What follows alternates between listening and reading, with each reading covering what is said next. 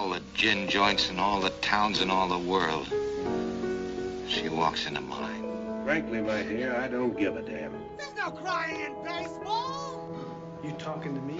I'm gonna make him an offer he can't refuse. Wait a minute. You ain't heard nothing yet. Do I feel lucky? Well, do you, punk? I love the smell of napalm in the morning. You can't handle the truth! You're gonna need a bigger boat. Hello and welcome to the Old School Movie Club podcast. I am Sean, joined with my friend Kevin. Kevin, how you doing? What time is it? It's it's like 9 a.m. But you know, the show's got to go on. Christmas just happened. It was yesterday. I hope everyone had. I've been getting up early all day for like 2 weeks now. Yeah, I know. I hope everyone had great holidays. Speaking of holidays, we're wrapping up our Christmas-themed month here of December for our movies with It's a Wonderful Life. And you kind of, when you went and saw this movie, you kind of showed, like, you texted me, you were like, I don't really like this movie, so.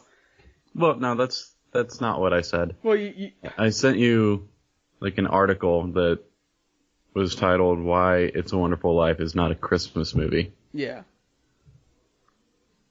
I mean, but you didn't love it either. So. At the time in the movie that I sent that, I agreed, and then after watching the final act of the film, I don't know, it might be. Well, let's jump right into that. Yeah. Is It's a Wonderful Life a Christmas movie? More so than Die Hard for sure. Oh yeah, and for my take on is It's a Wonderful Life a Christmas movie, I would say absolutely yes. It may not take place during Christmas like the whole time, but the main like crux of the story is like a Christmas. It's a Christmas movie. It's not like a Christmas story or anything like that, but it's a Christmas movie still. And like the first two acts of the film, it's not a Christmas movie whatsoever. It's just your typical classic film about a guy who's kind of down on his luck and struggling until you get to the third act when he meets Clarence, and then it becomes like an over-the-top Christmas movie. Yeah. And it's such a different feel in that final act than it is for the rest of the movie. Yeah, I was still, me personally, it felt like you said, the first two acts, it's not a Christmas movie at all. Like, the first scene, technically, they were talking about, like, because if you watch this movie, the first scene, it's kind of like they start off with this guy, they're talking about this guy that's, like, struggling, and everyone's, like, praying for him, and then, like, so, actually, I want to talk about this real quick, because this movie started off so weird for me. The whole, like... Yeah, so this movie... Weird outer space scene. Yeah, so this movie starts out with some, like, sweeping shots of this town. And they were talking about George, the main character, and, George he's really struggling, and they're, like, praying for him, basically. And then it goes to, like, this space shot, which I, like, audibly laughed when I saw, like, the moon and stuff moving. And I was like, okay, what are we doing here? And then we go to, like, these, like, they're, like, galaxies or solar, like, but whatever they are, they're representing, like, angels. Like, the stars are representing angels and stuff. And it was just so weird to me. I was just like, am I watching the right movie? Is this the movie? I was so confused. What about you? Yeah, I didn't get it. And honestly, during the entire movie, I thought that those scenes were Christmas lights that were talking to each other. It didn't even look like a star or a planet and a galaxy talking to each other or whatever. Well, that's not what I got out of it at all. Did you watch it black and white? Or afterwards. Did you watch it No, the credits started rolling and my dad was like, well, what did you think of, those parts where they were in outer space? I was like, wait, what? I thought those were Christmas lights. See, I didn't think Christmas Lights at all because I knew it was exact because they did the moon the really really fake moon shot. Did you watch it in black and white? I watched it in black and white, but then I went back and looked at it in color, and it made it looked way different. Yeah, we watched it in black and white too, and I saw that my Blu-ray comes with a colored copy as well, so I might go back and watch that at some point and see what looks a lot different. But I mean, like the overall of the movie, I wouldn't say it's not like the black and white, because we've watched some movies on here where, they used black and white to their advantage and stuff. I wouldn't say that they used it to their advantage in this movie necessarily at all. Like, there's no clever tricks, at least that I see. But when with them it was just black and white was the thing of the times. It was just the thing of the times. But I would recommend, honestly, if you go back and watch this, probably watch it in color. Because watching that scene in color, it makes a lot more sense I don't know if it does make a lot more sense. I still got that it was not Christmas lights, but it did look a lot clearer in color, like what they were trying to do. It's just, the whole thing was weird to me. Right, and I do want to go back and see it in color, but I would still recommend to the two other people on Earth that haven't seen it yet to start off watching it in black and white like we did, because that's the way it was meant to be seen. That was the way it was made. It is the way it's meant to be seen. And then, second time you go back and see it, watch the colorized version. All right, so what do you think about this? So what this story is like we said, these people are praying for this guy George. He's, thinking about taking his own life. That's how this movie starts. So immediately you're just like, oh my gosh, what am I watching? That's what I'm thinking to myself. I had no idea of anything going, I had no idea of this going into it. So that was the first scene, and I'm like, oh, what am I getting myself into? And from there, it kind of flashed back, and it's like they're showing this angel in training, I guess you could say, or angel without his wings yet. George's full life. So, flashback to when he was younger, and it kind of progresses throughout his life. What do you think about the story overall before we get to the third act? Because the third act's almost a separate movie. And I feel like the third act could be it has been its own movie. That whole cliche of, let's show how the world would have been if you were not born or whatever, has been done a lot, so many different times, but in their own movies. But what do you think about the first two acts as far as the story goes? Yeah, the first two acts I thought were really good. And the whole, let's follow this guy throughout his entire life because he's down on his luck kind of storyline it's pretty typical and cliche. But this film does it well. And it felt sort of like Citizen Kane, in that once he's not a kid anymore, once we see adult George Bailey played by James Stewart, they do a really good job of having the same actor play him throughout all these decades and making him look older. Yeah. They didn't do it to the same extent that they did with Orson Welles in Citizen Kane, but no, it's a very similar kind of story.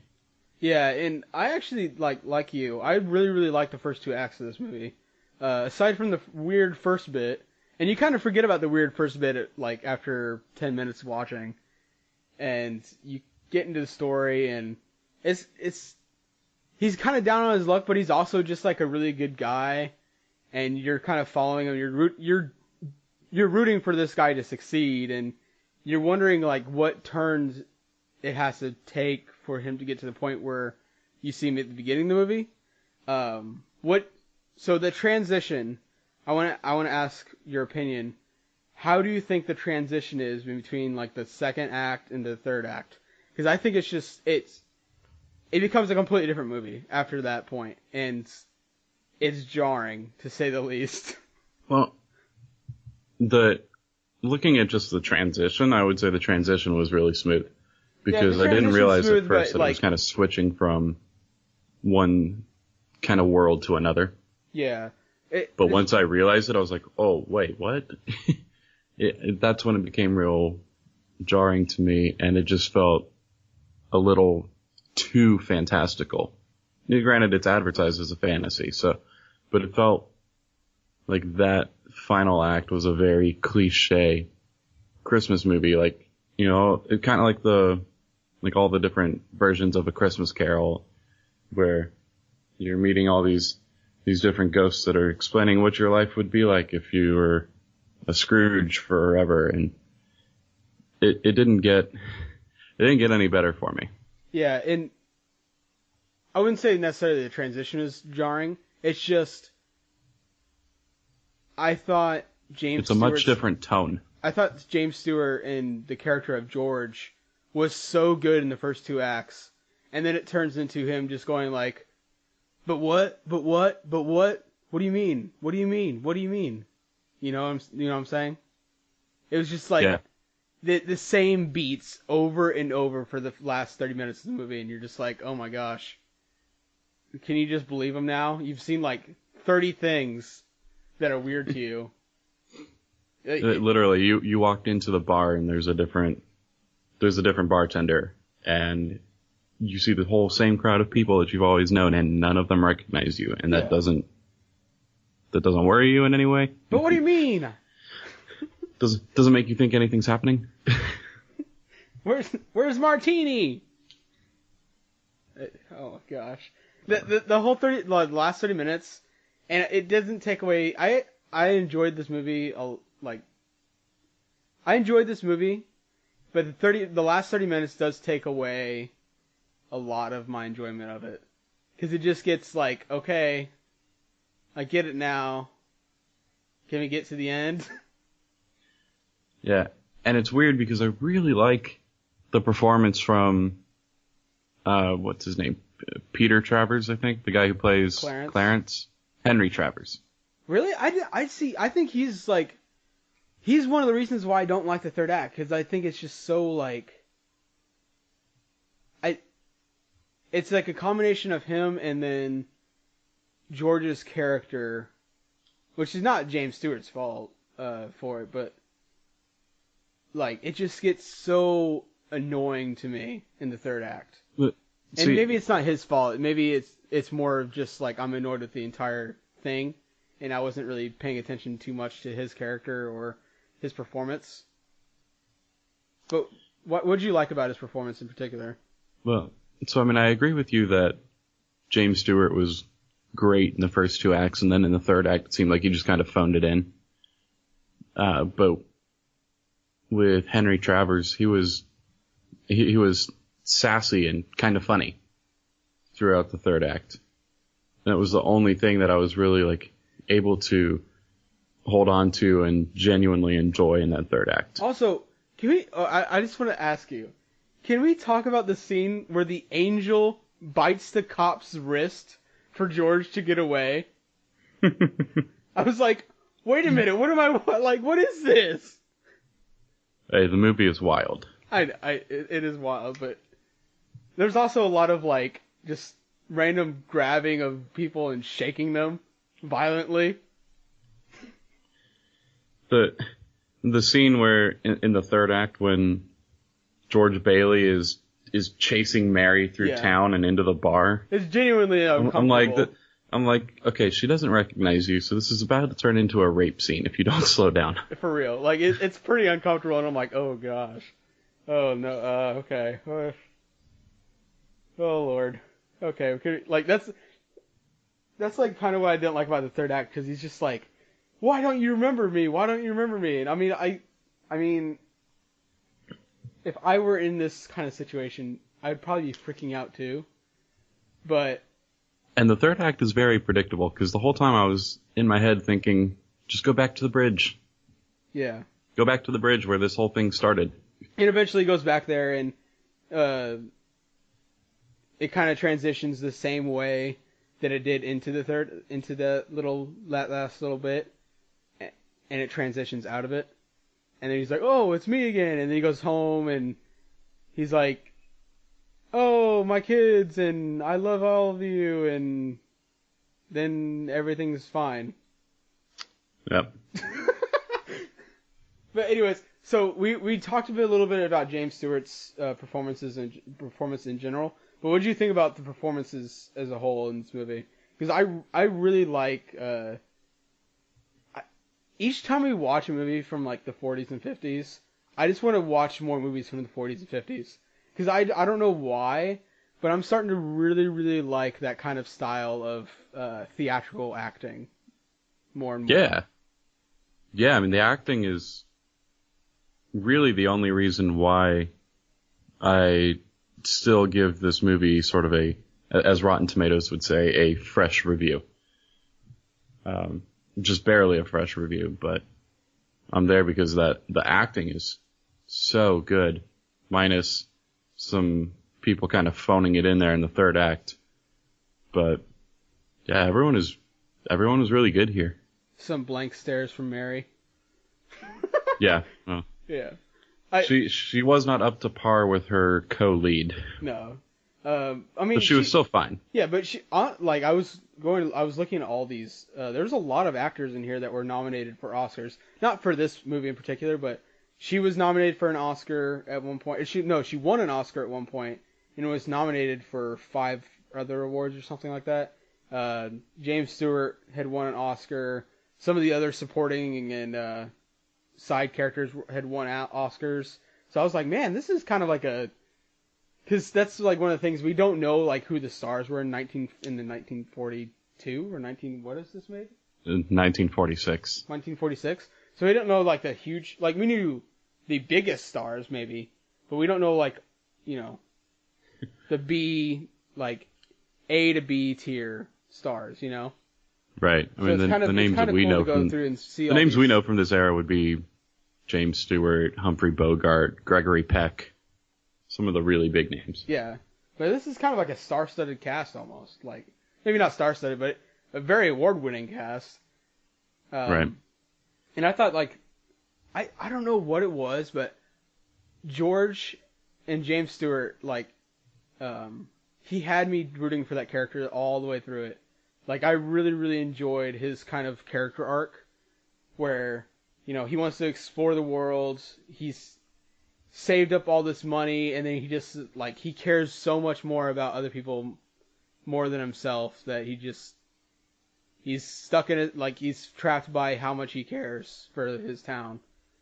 And he doesn't like it, and you see it, like, start wearing on him, and that's how you get to the third act. Where it's just like it's too much is built onto him, and then he finally gets to that point. But it's just, I really, really like the whole arc and stuff, and kind of fighting against the man almost, like fighting against the money grubbers. What do you think about that? Yeah, I agree 100% with you. All right, with all that said, Kevin, give me your quick little final synopsis on this movie. What did you think of it? Give me your score. Is it a Christmas movie? Is it not a Christmas movie? Final verdict. Is it a Christmas movie? Yeah, sure. Because sure. The third act definitely fits the Christmas movie mold. Okay, I want to talk about this real quick. How are we going to define Christmas movies? Does a Christmas movie specifically have to be about, like, Christmas? Or can it be kind of like Die Hard, the first movie we watched on our little Christmas special? Die Hard is not about Christmas at all. And really it's just kind of placed around Christmas. And it didn't even come out around Christmas. But it's kind of built up that, like, kind of mystique that it's a Christmas movie, I guess you could say. I'm not using the right word. Yeah, I mean, with Die Hard, the office Christmas party is just kind of the setting. Yeah. Doesn't make it a Christmas movie just because they were trying to celebrate Christmas for a little bit and there's a tree in the lobby. But what I'm saying with It's a Wonderful Life, it's not necessarily like, oh, it's Christmas and it's about Christmas all the way through, but maybe it's just, it does have that one part that the third act is a lot about Christmas and families it's a tradition. Like I said, it was Die Hard. It's just people watch this around Christmas time, and it became a Christmas movie, not because it's about Christmas, but because of the time when people watched it. Right. And I think I'm gonna give more. I give more weight to that than necessarily it being about Christmas itself. Like, you know what I'm saying? Sorry. Yeah. Well, for me, there's the obvious ones where the film is actually about Christmas. Something like Elf or The Santa Claus or A Christmas Carol. You know, the real obvious ones. And then there's another group of films where maybe the entire film isn't set around Christmas, or it might be set at Christmas, but it's not about Christmas, but still has some of those messages. Yeah, I mean, like we watched. It's like a gray area, kind of after thinking about White Christmas a little more now, I would say White Christmas is a Christmas film because 1, Christmas is in the title. Yeah. 2, they sing White Christmas a couple times in the movie. They do. Beginning and end. 3, the entire final act is about Christmas. Yep. And that's what I'm saying too. Is like the White Christmas is not overtly Christmas movie. I mean, it says it in the title, but the first 2 acts is not about Christmas at all. Much like this movie is, but it's still a Christmas movie, and a lot of because of the songs and in the final act they're all dressed up in Santa's red and white. Yeah. And then, but and It's a Wonderful Life kind of falls in that same gray area for me as well, but I mean, I'll be a little more lenient and say it is a Christmas movie because the final act is overtly Christmas. All right. It's a Christmas movie. Basically what I'm saying is Die Hard is not a Christmas movie. Huh? Basically what I'm saying is that Die Hard is not a Christmas movie. No, Die Hard is not a Christmas movie. That falls on the other side of the spectrum, where it's at a Christmas party, but that's about it. And let me just say it again. Die Hard is not a Christmas movie. Yeah, there you go. All right. So that's enough about it's a Christmas movie. It's a Christmas movie. We both agree. It's a Christmas movie. Sort of. Kind of. Okay, go to your final scores. We'll go with it. Okay, final score. I'm going to go 3 out of 5.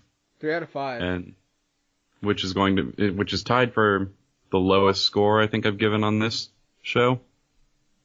I think I might have given Christmas Vacation a lower score on the show, but then afterwards thought about it and liked it a little more. But anyway, 3 out of 5. The acting here is great, but the third act is jarringly different from the rest of the film, and it's a very cliche plot that I don't think it might have been one of the first films to do it, but I don't think there's anything all that special about it compared to other films. Yeah, but it's kind of where I land too, and I mean, there's nothing wrong with cliche plots, honestly. If a cliche plot is done well, I mean, do it all you want. I mean, I'll watch a cliche plot if it's done well all the time. I mean, just give me a reason to care, and I might be a bit of a Scrooge for saying this, but this film didn't give me a reason to care. Yeah, but I'm gonna go a little bit higher than you, Kevin. Mm-hmm. And I'll go with a 3.5 out of 5. I really, really liked this movie. Just makes me want to watch more movies from this era, which I feel like is a testament because I had very, very little interest in watching movies from this era before we started doing this podcast, and the more I watch of movies from the 1940s, 1950s, I just want to go watch more and more. And I just want to go watch more and more James Stewart stuff now. Kind of like from White Christmas. I just want to go watch like these actors now. And I think that's a huge testament to James Stewart and how well he does in this movie. He does have every movie has like their low points. There's basically no movies that are perfect, but I think that James Stewart almost does a perfect job with this movie and made me really, really care about his character and really, really root for him. And that's basically the reason I like it so much. It just really hit that character arc. There's nothing really technical about this movie they did great. They have some really, really, really cheesy stuff, like effects or lack of effects. And one of the things I laugh at a lot is when they're doing that little montage where they're saying, what part of the movie was it? Oh, with the war. When the war starts, and they're doing that little montage and stuff, and they talk about how that guy went into the plastics business, and it's literally them in front of like a moving screen behind them. Yeah. Did you catch that? I did. Yeah, like it's. I mean, nothing technical about this movie did like super, super amazing, but you know, no, I mean great. it was 1946. Yeah. I mean, what are you gonna do? It's 71 years later now. Yeah. What are you the gonna effects are not going to hold up. No. But, you know, I thought it was enjoyable. I might watch it in following Christmases, which is enough for me to say it's a Christmas movie that I enjoy and would recommend to anybody else. So, all right. I think that's about it for that, though. So that's It's a Wonderful Life. And that's the end to the wrap-up of our December Christmas theme shows. All right, what are we moving on to next, Kevin? And I'm really excited about this one. We've been waiting for this one for months. Well, I know you said you really want to watch more films from the 40s and 50s. That's not happening this week. No, it's not. But I mean, it's still old. Yeah, we're jumping forward to 1974 to watch a sequel/prequel to a film that we started off this show with. Yep. We're going to be watching The Godfather Part 2. Because it'll be available on Netflix on New Year's Day. I'm so happy that we finally got to the part where we get to watch Godfather Part 2. And we'll finally be able to debate whether Part 2 or Part 1 are better. Oh, I cannot wait. Because it's been months in the making. And you can just go back and listen or like look at Kevin's reviews to see how much we both loved The Godfather. But didn't we both give Godfather a 5-star? I think we might have. I just said that no movie is like really perfect, but The Godfather's like pretty close. Like The Godfather was really, really good and something that I would never have watched if I wasn't like, because it just wasn't on my, like, I knew it was a great film, but I just, you know, it's a 3-hour movie. I'm not going to go out of my, I just didn't feel like going out of my way to watch it. When we started the show, we started off with Godfather, and it was like, I sat down and watched that 3.5-hour movie, however long it was. I think that one was just 3 hours. And, you know, I loved every second of it, and I just cannot wait for this Godfather Part 2. Yeah, and so the reason I said that the first Godfather was just 3 hours is because that one clocked in at 177 minutes, so 2 hours and 57 minutes. The Godfather Part 2 clocks in at a running time of 200 minutes. Oh, baby. 3 hours and 20 minutes. There we go. I think this is going to be the longest film I've ever watched. And guess what, Kevin? I'm going to ask you a question, because I know for a fact that I am. Are you going to watch The Godfather again before you watch this? No, because I don't have time. I'm going to try to watch The Godfather and Godfather Part 2. Probably not back to back, because that would be crazy. But I'm gonna try to rewatch The Godfather to watch this one too, just to make sure I remember everything that went on in the movie. There are still several movies playing in theaters right now that I need to see in the next week or so before I finalize my top 15 of 2017. So no, I don't have time for the first Godfather again. Anyways, I'll definitely be doing that because I'm so hyped for this. It's funny because this movie came out in 1974. I could have watched it any year of my life. But I'm just so hyped for watching it now. But anyways, Kevin, where can they find you? You can find me at kevwatchedafilm.com for all of my reviews and award predictions and whatnot. And follow me on Stardust and Twitter at kevwatchedafilm. You can follow the show on Twitter at OldSkoolMovieSK. All right, Kevin. Go watch movies. Go watch movies.